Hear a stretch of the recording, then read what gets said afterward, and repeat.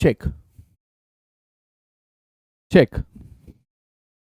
Hello everyone guys, my name is Vineet Kankariya.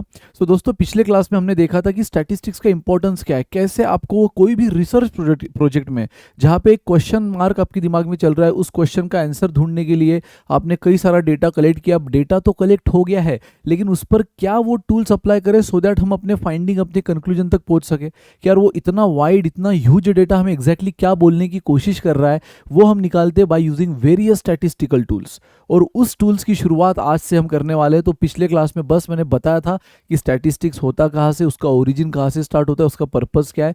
साथ ही में मैंने आपको बताया था कि कौन से टाइप्स ऑफ डेटा होता है जिसमें हम स्टैटिस्टिक्स को रिप्रेजेंट करते हैं। जो भी डेटा हमने कलेक्ट किया उसके रिप्रेजेंटेशन का स्टाइल हमने देखा था, टेबुलर फॉर्म, ग्राफिकल फॉर्म, और टेबुलर फॉर्म में भी अलग अलग चीज़ें। सो गाइस, ओवरऑल एक टर्मिनोलॉजी बेस्ड टॉपिक था पिछला क्लास। आज एक्चुअल वो जो वेरियस स्टैटिस्टिकल टूल्स है दोस्तों, उसको कैसे यूज़ किया जाता है स्टैटिस्टिक्स में, किस टाइप के डेटा में क्या टूल है, कौन सा फॉर्मूला यूज होगा, मैं सब बताऊंगा। इत्मीनान से बने रहो दोस्तों। So guys, let's start with the first actual numerical based topic, है ना। सो इंट्रोडक्शन टू स्टैटिस्टिक्स तो आपने पिछली क्लास में देख लिया, लेकिन एक्चुअल न्यूमेरिकल बेस्ड टॉपिक जो है उसका वो है measures of central tendency. Sorry, measures of central tendency. तो कई लोगों को ये टॉपिक बिल्कुल फैमिलियर लग रहा होगा, कई लोगों के लिए नया होगा, लेकिन जब मैं इसके टूल्स बता दूंगा आपको लगेगा अरे हाँ सर, ये तो सुना सुना लग रहा है। So guys, measures of central tendency मतलब क्या, आपने बहुत सारा डेटा कलेक्ट कर लिया, राइट, बट वो ह्यूज डेटा एग्जैक्टली आपको बोलने की कोशिश क्या कर रहा है, वो देखने के लिए आप हर एक वैल्यू से नहीं जजमेंट ले सकते हो ना। फॉर एग्जाम्पल गाइज, मेरे पास मान लो एक कंपनी है जिसमें मुझे इन्वेस्ट करना है कि नहीं करना है, वो मैं अभी कंफ्यूज हूँ, और इसलिए मैंने क्या किया ना, उस कंपनी के लास्ट 20 क्वार्टर्स का प्रॉफिट या लॉस एनालिसिस किया। पिछले 20 क्वार्टर में उस कंपनी को प्रॉफिट हुआ है या लॉस हुआ है वो मैंने देखा।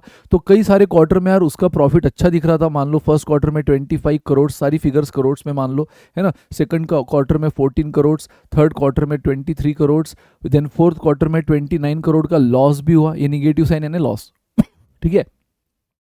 हो सकता है यहाँ पे उसने थोड़ा सा ज़्यादा इन्वेस्टमेंट वगैरह किया होगा तो उसको लॉस दिख रहा है। यहाँ पे 30 करोड़ का लॉस, यहाँ पे वापस 35 करोड़ का प्रॉफिट। मतलब यार ओवरऑल समझ नहीं रहा। अगर मैं इंडिविजुअल डेटा देखूँ तो कोई डेटा देख के लग रहा है क्योंकि कंपनी रियली बहुत बढ़िया परफॉर्म कर रही है, कोई डेटा देख के लग रहा है कि यार कंपनी थोड़ा सा स्लैक चल रही है ना, फेल हो रही है। सो यार अब मेरे दिमाग में क्वेश्चन मार्क चल रहा है, क्या करूँ यार, इन्वेस्ट करूँ कि नहीं। तो यार अब इंडिविजुअल आप ही देख लो, अगर कोई भी मूवी अगर आप देखने गए, मान लो आपके ग्रुप ऑफ फ्रेंड्स देखने गए, अब तक आपने देखा नहीं, आपके 10 दोस्त देख कर आए मूवी, अब आप हर एक को पूछ रहे हो, हर एक का ओपिनियन अलग होगा ना। किसी के लिए यार वो मूवी में उसका फेवरेट एक्टर एक्ट्रेस है, उसको फर्क नहीं पड़ता स्टोरी किधर भी, उसको मजा आया क्योंकि उसका फेवरेट एक्टर एक्ट्रेस दिख गए, ठीक है। किसी को भाई स्टोरी से मतलब है, सिर्फ उसको स्टोरी बिल्कुल पसंद नहीं है, उसने उसको मूवी बकवास लगी, वेस्ट ऑफ मनी लगी। तो यार हर एक की ओपिनियन अलग होती है ना, हर एक से पूछोगे तो आप आखिर तक वो मूवी देख ही नहीं पाओगे, क्योंकि कोई बोल रहा है यार मस्ट वॉच है, कोई बोल रहा है बिल्कुल मत जा, वेस्ट ऑफ मनी है।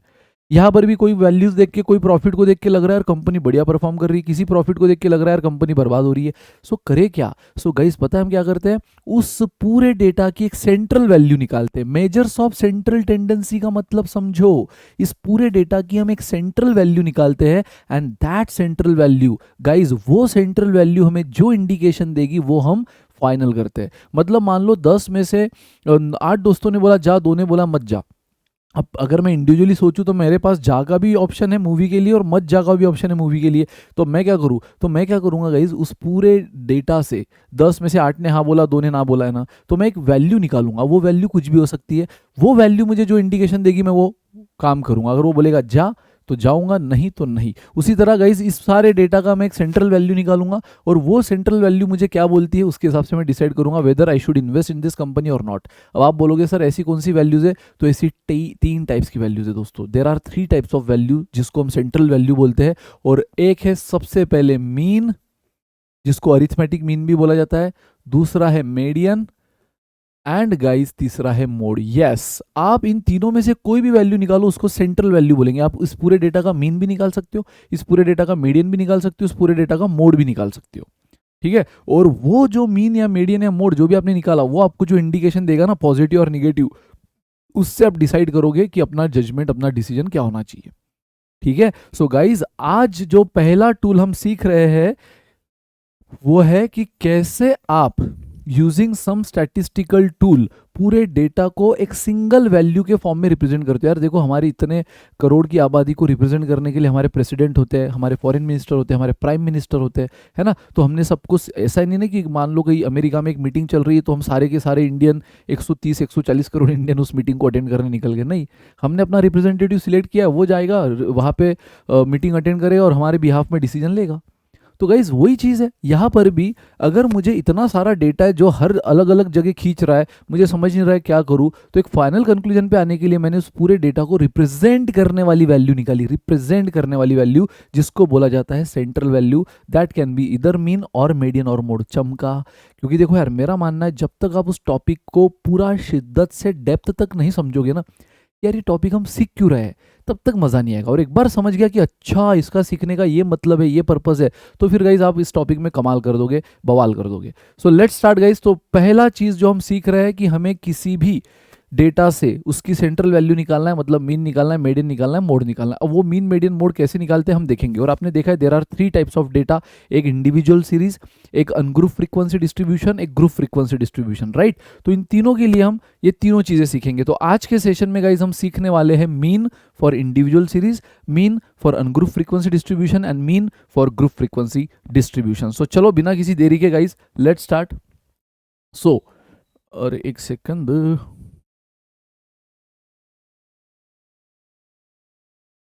just a second.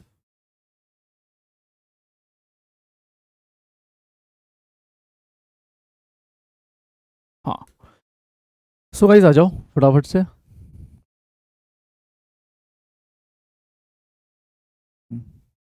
हम्म, तो अब मैंने कहा आपको मीन देखना है फॉर इंडिविजुअल सीरीज। तो सबसे पहले देखो इंडिविजुअल सीरीज, और इंडिविजुअल सीरीज मतलब आपको मालूम है ना, लास्ट लेक्चर में सारी टर्मिनोलॉजी मैंने मेंशन की है, क्या होता है अनग्रुप, क्या होता है ग्रुप, क्या होता है इंडिविजुअल सीरीज, राइट। तो ये सारी बातें मैंने लास्ट लेक्चर में आपको बताई है दोस्तों। तो देखो, अगर आपको इंडिविजुअल सीरीज देखना है मतलब क्या होगा, आपका डेटा होगा इस तरह से 2 8 5 6 9। मान लो मैंने 5 स्टूडेंट है, उनके आउट ऑफ 10 एक एग्जाम ली कि भाई 10 में से मैंने आपकी एक टेस्ट ली है, उन 5 स्टूडेंट को इस तरह से मार्क मिले। अब मैं जानना चाहता हूँ कि इन 5 का मिला के एवरेज क्या। ठीक है, मीन मतलब क्या होता है गाइस, सिंपल एवरेज। मीन मतलब सिंपल एवरेज, इसको अरिथमेटिक मीन भी बोला जाता है। ठीक है, इसको अरिथमेटिक मीन भी बोला जाता है। तो अब देखो, सबसे पहले अगर मुझे इंडिविजुअल सीरीज के लिए मीन निकालना है, मीन कैसे रिप्रेजेंट होता है। सो मीन का रिप्रेजेंटेशन होता है ये एक्स बार, एक्स बार। तो पता है x bar for individual series, frequency जब आएगी तब उसकी बात करेंगे, लेकिन x bar for individual series होता है summation x upon n, right. Summation x upon n. अब गाइज इनको समझो, समेशन मतलब क्या, एडिशन। यार ये समेशन का सिंबल होता है, राइट। ये जो सिंबल है ये समेशन का सिंबल होता है, सम का। सम यानी एडिशन, किसकी, एक्स की। पता है ये सारे एलिमेंट एक्स को रिप्रेजेंट करते हैं, ये सारी वैल्यूज किसको रिप्रेजेंट करती है, एक्स की वैल्यूज। तो इन सब का सम ले लो, इन सब का सम ले लो, और नीचे जो एन है गाइज, वो एन मतलब क्या, टोटल नंबर ऑफ एलिमेंट। तो जितने भी एलिमेंट है उससे डिवाइड कर लो, 5 है तो 5, अगर 6 होते तो 6 की 6 एलिमेंट का सम लेता, डिवाइड बाय 6। ठीक है, अब देख लो क्या हुआ, 10 और 5 15, 15 और 15 30, बराबर 15, बराबर हुआ है 10 15 और ये 15, 30/5। क्या आंसर आया, 6। तो गाइज इस पूरे डेटा का अरिथमेटिक मीन क्या निकला, 6। मीन क्या निकला, सिंपल एवरेज क्या निकला, 6। इसका मतलब मेरे क्लास का ऑन एन एवरेज रिजल्ट कितना लगा है। अब कोई बच्चा देखूँ तो मेरे को तो बहुत अच्छा दिख रहा है यार, 9/10। मुझे लग रहा है सारे बच्चे अच्छा कर रहे हैं, लेकिन नहीं, कोई बच्चा देखूँ तो एकदम गधा दिख रहा है, 2 ही मिल रहा है 10 में से। मुझे लग रहा है अरे क्या कर रहे हैं, इतना पढ़ा रहा हूँ मैं फिर भी ये मार्क्स नहीं ला रहे। तो यार ऐसा थोड़ी होगा ना, एक एक को देखकर मैं जजमेंट नहीं ले पा रहा हूँ कि यार बच्चा अच्छा कर रहा है कि नहीं कर रहा है। इसलिए मैंने ऑन एन एवरेज क्या किया, एक मीन निकाला, जो कि ये फॉर्मूला होता है इंडिविजुअल सीरीज का। और इस फॉर्मूला ने मुझे बोला कि ऑन एन एवरेज भाई तेरे क्लास में बच्चा 6 मार्क लाने की ताकत रखता है out of 10 on an average. ये परफॉर्मेंस है तेरी क्लास का। अगर ये सही लग रहा है तो गो हेड, अगर इसको बढ़ाना चाहता है तो और मेहनत कर, अगर कम तो डेफिनेटली नहीं करना चाहेंगे, है ना। तो यस गाइज, ये आपको देखो एक हेल्प करता है जजमेंट लेने के लिए। यार 6 आउट ऑफ 10 ये कॉम्पिटेटिव वर्ल्ड में सही है कि नहीं, मेरे को ज़्यादा रिजल्ट लाना पड़ेगा, थोड़ा और एक्स्ट्रा क्लास लेना पड़ेगा, एक्स्ट्रा मटेरियल देना पड़ेगा, है ना। तो मुझे एक डिसीजन लेने के लिए हेल्प करेगा। तो गाइज ये हो आपका सिंपल एवरेज। अब अगर मुझे देखना है सिंपल एवरेज, ये मैंने मीन देखा था फॉर इंडिविजुअल सीरीज, राइट। अब अगर वही मीन मुझे देखना है अगले डेटा के लिए, अगला डेटा मैंने क्या देखा था, ungrouped frequency distribution. Ungrouped frequency distribution. अब ये चीज़ भी हमने थोड़ी बहुत तो देखी थी पिछले वाले लेक्चर में, फर्स्ट वाले लेक्चर में, जहाँ पे आपको डेटा फ्रीक्वेंसी के फॉर्म में दिया होता है ना, फ्रीक्वेंसी के फॉर्म में दिया होता है। सो मान लो डेटा अगर आपको इस तरह से दिया है गाइस कि x और f, ये x तो पिछली इंडिविजुअल सीरीज में भी था, हाँ, बट वहाँ पे फ्रीक्वेंसी मिसिंग थी, फ्रीक्वेंसी अब यहाँ से आई। अब यार जब भी अनग्रुप्ड होगा ना तो यहाँ पे x आपको डायरेक्ट दिया रहेगा, जैसे कि 2 4 6 8 10, फ्रीक्वेंसी दे दी 2 1 5 6 3।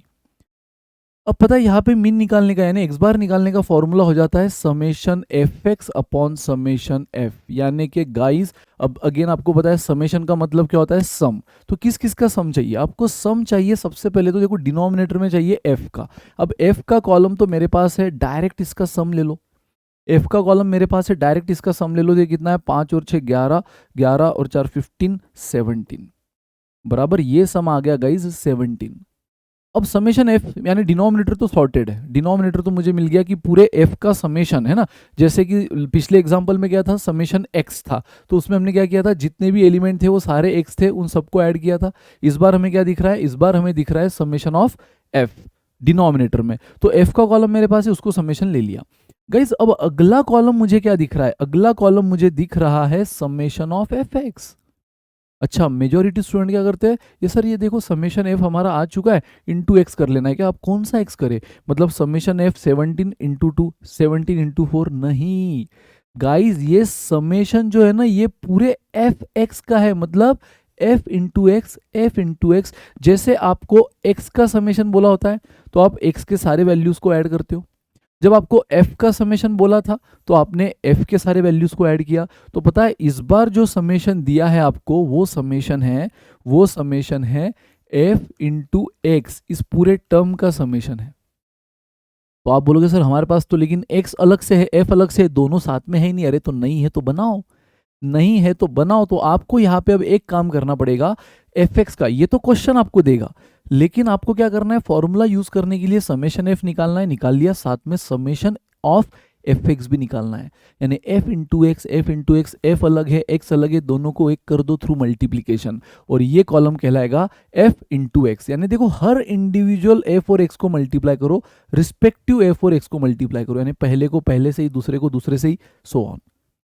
तो guys 2 into 2 4, 1 into 4 4, 5 into 6 30, 8 into 6 48 and 10 into 3 30। That's it guys, ये हुआ मेरा समेशन ऑफ एफ एक्स, मतलब ये एफ एक्स का कॉलम बनाया है।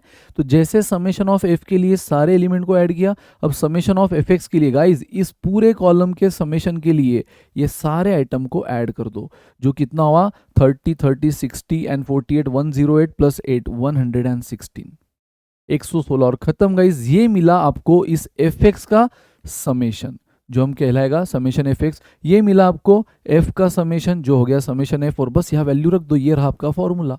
तो समेशन ऑफ एफ एक्स आया 116 एंड समेशन ऑफ एफ है 17, बस इसको सॉल्व कर लेना, आंसर आएगा गाइज।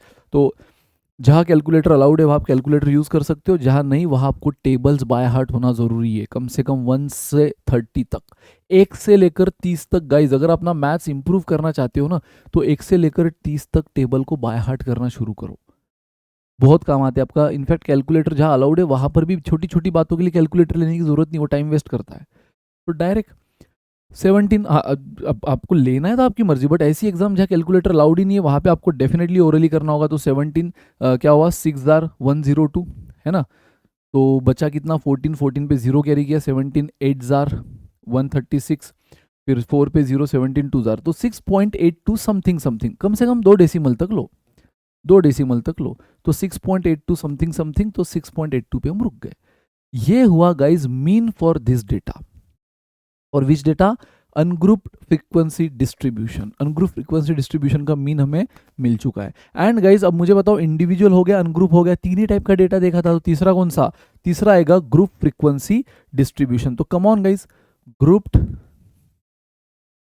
Frequency distribution. अब इसमें भी फॉर्मूला कोई अलग नहीं है, कोई अलग नहीं है, इसमें भी पता है फॉर्मूला क्या है, एक्स बार का summation F x upon summation F, ये है वो फॉर्मूला। तो सर सेम ही है, yes, summation F x upon summation F, यानी जो आपने पिछले अनग्रुप में देखा था ना वही, नीचे समेशन एफ यानी एफ के कॉलम का समेशन और ऊपर क्या है एफ एक्स के कॉलम का समेशन। तो उसके लिए आपको पहले एफ इंटू एक्स बनाना पड़ेगा। लेकिन अब देखो, आपने पिछले क्लास में देखा है कि इसमें डेटा किस टाइप का आता है। यहाँ पे आपको क्लासेस दी जाती है, यहाँ पे आपको फ्रीक्वेंसी दी जाती है। सो मान लो मैं क्लासेस दे रहा हूँ आपको 0 to 20, 22। देखो कंटिन्यूस क्लासेस क्या होती है, डिसकंटिन्यूस क्लासेस क्या होती है, ये सब हमने पिछली क्लास में देखा था। तो ये देख के तो आपको क्लियर दिख रहा है कि ये कंटिन्यूस टाइप ऑफ क्लास है ना, ये कंटिन्यूस टाइप ऑफ क्लास है। और मैंने ये भी कहा था स्टैटिस्टिक्स में आगे आप जितने भी टूल्स देखोगे उसके लिए क्लासेस का कंटिन्यूस होना ज़रूरी है। वो सारे टूल्स जो डिराइव हुए हैं वो कंटिन्यूस क्लासेस के लिए हुए हैं। तो बाई चांस अगर डिसकंटिन्यूस दिया है तो उसको कंटिन्यूस करना होगा। वो कैसे करते हैं मैंने पिछली क्लास में बताया था, एक बार भूल गए होंगे तो रिवाइज कर लेना। अदरवाइज आने वाले दिनों में हमें जो एग्जाम्पल आएंगे, बहुत बार डिसकंटिन्यूस के भी एग्जाम्पल आने वाले हैं, तो उसको मैं कंटिन्यूस करके दिखाऊंगा ही आपको, डोंट वरी। तो यहाँ तो कंटिन्यूस है ना। कंटिन्यूस मतलब क्या, पिछला जो हमारा लोअर, हमेशा यहाँ पे गाइज ग्रुप फ्रीक्वेंसी डिस्ट्रीब्यूशन में डेटा हमेशा किस फॉर्म में दिया होता है, क्लासेस। क्लासेस यानी एक रेंज है 0 to 20, 20 to 40। तो गाइज ये जो लेफ्ट साइड की रेंज है उसको हम क्या बोलते हैं, lower limit of the class, ये है upper limit of the class. तो पिछली क्लास का जो अपर लिमिट होता है वही अगली क्लास का अगर लोअर लिमिट है, पिछली क्लास का जो अपर लिमिट होता है वही अगली क्लास का अगर लोअर लिमिट है। देखो पिछली क्लास 20 पे खत्म, अगली 20 पे शुरू, पिछली क्लास 40 पे खत्म, अगली 40 पे शुरू। तो इसको बोलते हैं कंटिन्यूस, राइट। ये हमने देखा था पिछली क्लास में। अब देखो इन सब की आपको फ्रीक्वेंसी दे दी गई है, बराबर। तो इन सब की फ्रीक्वेंसी दे दी गई है। तो मैं एक बार ये वापस अच्छे से लिख देता हूँ, 0 to 20, 20 to 40, 40 to 60 and 60 to 80। बाकी तो है 80 to 100। सो गाइज अब इसकी फ्रीक्वेंसी भी आपको दे दी है, मान लो ये 12, ये 3, ये 5, ये 8, ये 7। अब क्वेश्चन आपको बोल रहा है कि भाई मुझे मीन यानी एक्स बार निकाल के बताओ। अब एक्स बार निकालने का अगेन आपको फॉर्मूला पता है। फॉर्मूला क्या है, summation F upon summation F x. अब समेशन एफ तो आपके लिए बहुत आसान है यार, बच्चों वाला काम है। समेशन एफ आप कैसे निकाल लोगे, आप बोलोगे अरे सर कितना आसान है, ये रहा एफ का कॉलम, इन सबको ऐड कर देंगे, बिल्कुल सही। 12 और 3 15 और 20 और 15 35, राइट। 15 20 एंड 15 35, ये हो गया हमारा समेशन एफ।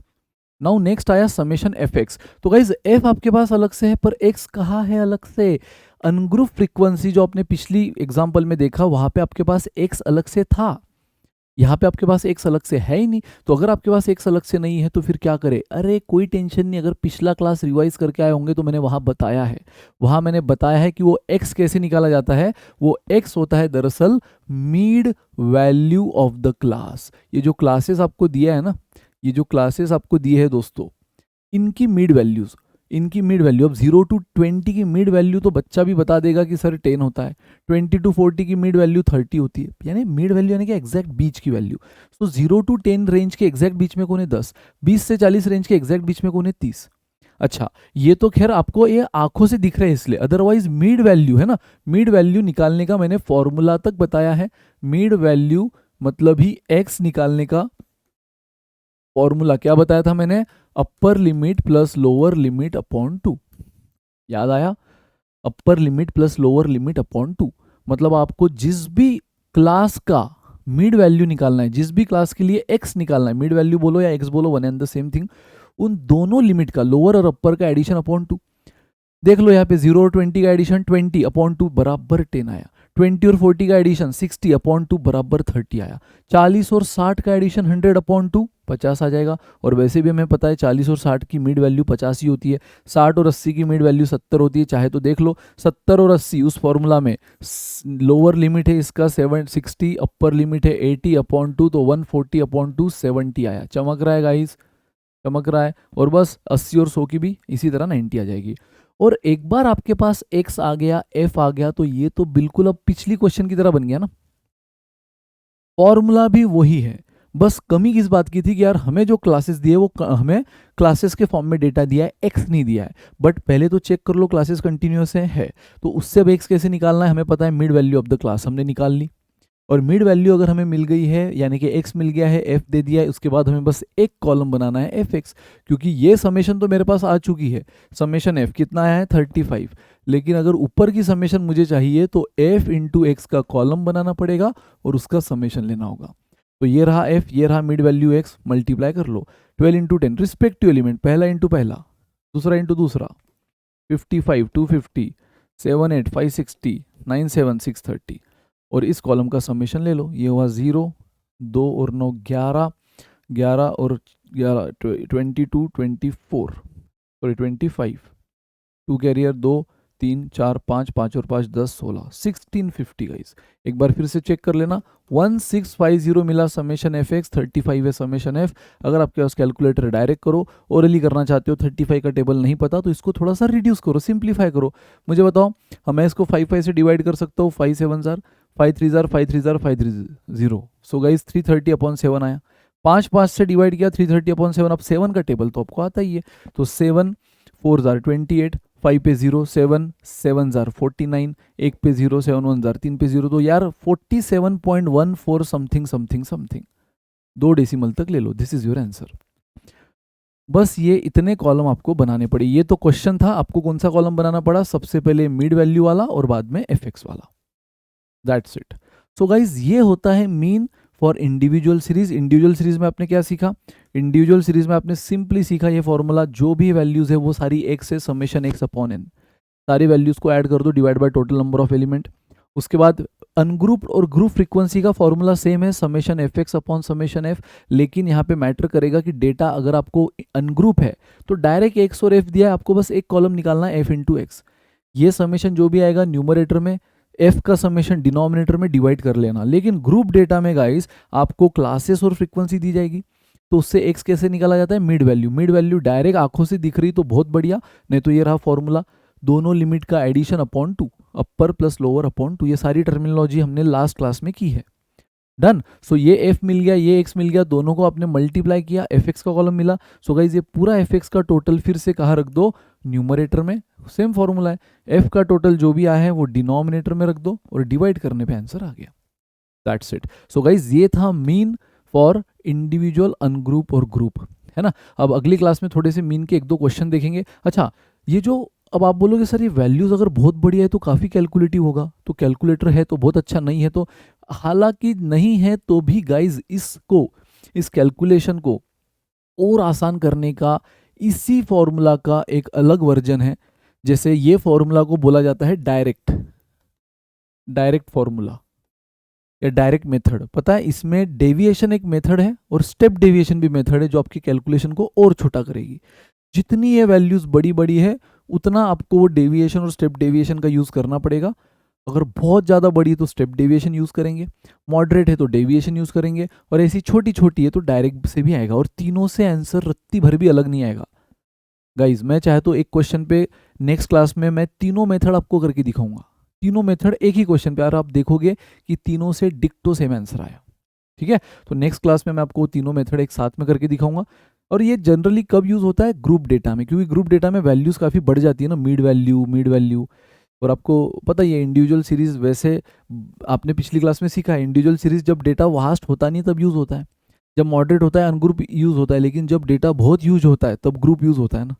तो ग्रुप जब आएगा तो डेटा हो सकता है ह्यूज हो, कैलकुलेशन ज़्यादा हो, तब हम इन तीनों में से कोई भी मेथड यूज़ कर सकते हैं, तीनों से आंसर सेम आएगा। मेरा काम है आपको तीनों मेथड सिखाना, बाकी मर्जी आपकी, आप जो चाहे यूज़ कर सकते हो।